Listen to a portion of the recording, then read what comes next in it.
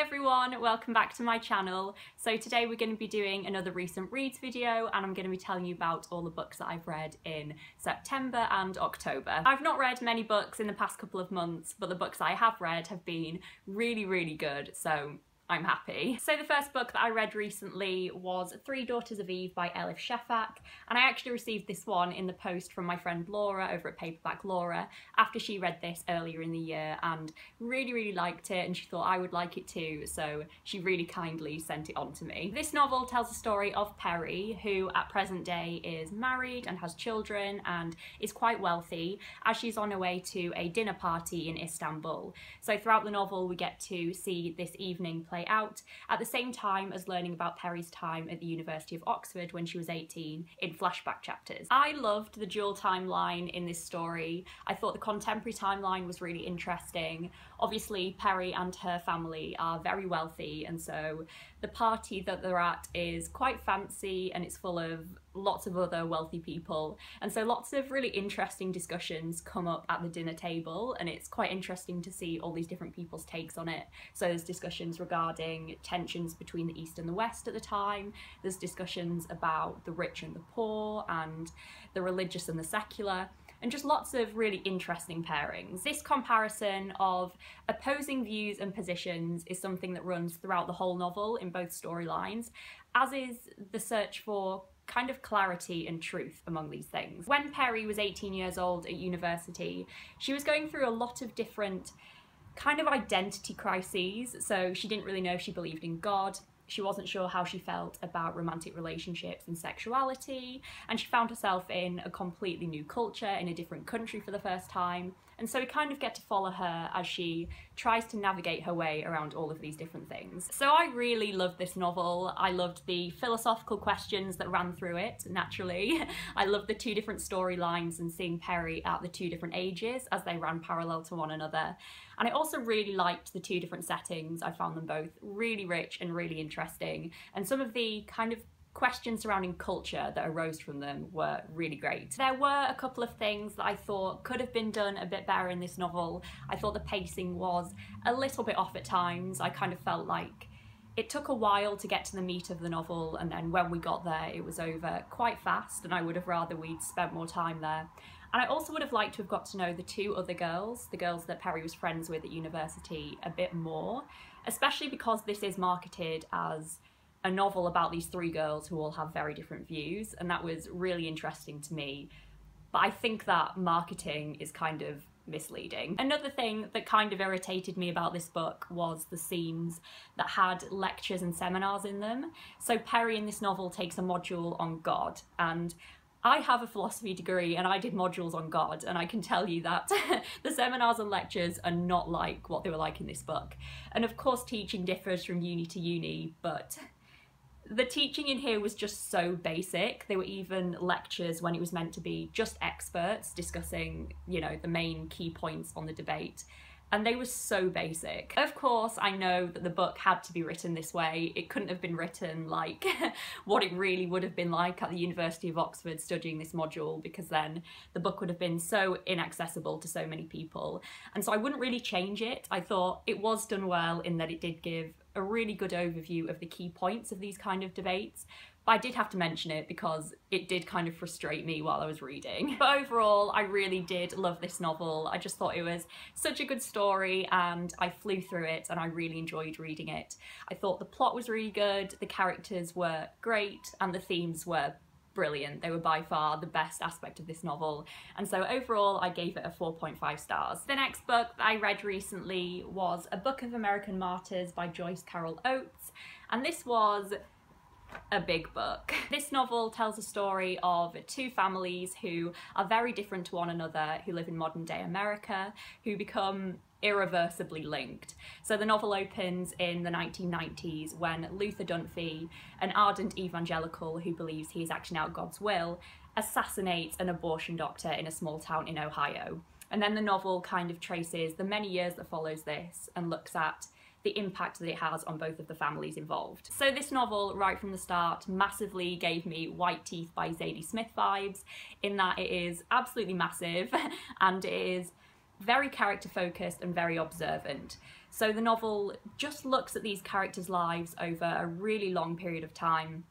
It does focus in on different characters at different points, but you do just feel as though you're witnessing these characters' lives, rather than there being any kind of obvious plot with really obvious highs and lows. I love the structuring of this novel, and like in White Teeth, I thought it was executed wonderfully. I love a massive family saga that really allows you to get to know the characters, especially because you are seeing them over such a long period of time. So that all being said, this isn't a fast-paced novel. There are definitely sections that are kind of more page-turning than others, but overall it really isn't. It's much more about the characters and the kind of themes that the story shines a light on and to a point explores. So the ethics surrounding abortion is one of the most obvious themes explored here, and I thought it did it really well. Obviously the debate between pro-life and pro-choice is something that is so prevalent and important in America at the moment, and definitely causes a massive rift between different communities and different families, and I thought the main points of the debate were explored really well here, and it definitely showed you why people might feel really strongly on either side of the debate. So on one hand, this novel is kind of a comment on the pressing debate that is causing a rift in America at the moment, but it's also quite timeless. It's about these wider themes of the values that we hold, and fear and violence, and ultimately family. This novel basically had everything that I wanted it to. It's chunky, Joyce Carol Oates' writing is wonderful, it has ethical debate, and it looks at family relationships, the characters are drawn really well, and it spans a massive time frame. I will say that I did enjoy the first half of this novel a little more than the second. I enjoyed the bit that was more around the time of the shooting, and I did feel my interest kind of slow down a little bit in the second half, but overall, I thought this was so fantastic and I would highly recommend it, and I gave it a 4.5 stars. The next book that I read recently was My Name is Leon by Kit de Wall, and I actually read this as part of a buddy read with my friend Anthony over at Anthony Andrews. This novel is set in 1981 and follows the story of 9-year-old Leon, who gets put into foster care along with his baby brother Jake because their mother is seriously ill with depression and drug addiction and isn't fit to look after them. And ultimately Jake gets adopted, but Leon doesn't, because Jake is white and Leon is mixed race. This novel is told from the perspective of Leon, and I absolutely loved Leon's perspective in this. It's one of the most distinct and probably memorable voices that I've read about in a long time. More than anything else, Leon loves his baby brother Jake, and so often his thoughts go back to Jake and caring for Jake because he's so used to doing that since Jake was born. But there's also the confusion that Leon feels because he doesn't understand everything that's going on. And you also get the sense through his voice that he hasn't quite developed as much as he should have by 9 years old. His thoughts aren't even slightly complex or nuanced, and he sees everything in black or white. And as well as Leon being a fantastic character who I thought was drawn really, really well, I also really enjoyed the side characters in this novel. Maureen is the foster mother, and I thought she was fantastic. That isn't to say she was perfect, but I thought she was really, really great as a character, and I really loved reading about her. And there are also some other side characters who Leon befriends, who are slightly older men who he meets at a nearby allotment, and hearing about Leon's relationship with them and the different kind of chats that they have was so great. I thought this was a really good, emotional, touching story. It looks at themes of family and love, but also much wider themes of race and belonging. And overall, I just thought it was really great. I would highly recommend it. So overall, I gave My Name is Leon 4 stars. And the final book that I read recently was Sense and Sensibility by Jane Austen, and this was actually my final Austen, so that's pretty exciting. So this novel follows the two Dashwood sisters, Eleanor and Marianne, who are both very different to one another in character, as they both experience parallel romances, disappointments and betrayals. So in this novel, Eleanor, the older sister, represents sense.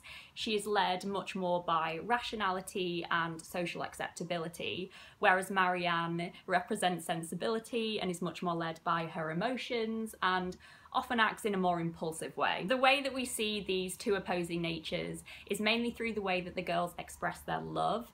So Eleanor conceals her affections for Edward Ferrars, whereas Marianne openly expresses her love for John Willoughby, regardless of the consequences. I loved both of the sisters in this novel. I loved reading about their differences and their strengths and the mistakes that they both made. And I actually saw parallels with this novel to Howard's End by E.M. Forster. And like in Howard's End, I would say that I slightly preferred the older, more level-headed sister. The dichotomy between sense and sensibility is something that is being commented on in the novel in a much wider sense than just the differences between Eleanor and Marianne. So when Austen was writing this novel, I believe it was during the time when there was a cultural shift from classicism to romanticism. So the comparison between rationalism and moderation and romanticism and idealism was something that was really relevant to the time in which the book was written. And of course, this is Austen, so the novel is full of passion and shocks and reveals, and it's just a really fun story to follow along with. And there's also all the commentary that Austen is really well known for about class and gender and all of that good stuff. So overall, I thoroughly enjoyed this novel. It wasn't my favourite Austen, it didn't have my favourite characters ever, and I did feel as though the beginning was a little bit placed, it was a little bit info dumpy, and I'm sure that's just because this was her first published novel. But I could tell, and I didn't think it was quite as good as some of her others, but I definitely really enjoyed it. So overall, I gave Sense and Sensibility 4 stars. So those were all the books that I've read recently. I hope you enjoyed hearing my thoughts about them. And as always, I'd really love to know what you thought of them if you've read them. I hope we can talk about them down below. Thank you very much for watching, everyone. I hope you're well. I'd love to know what you've been reading recently, if you've read anything particularly good. And hopefully I will see you next week with my next video. Bye, guys.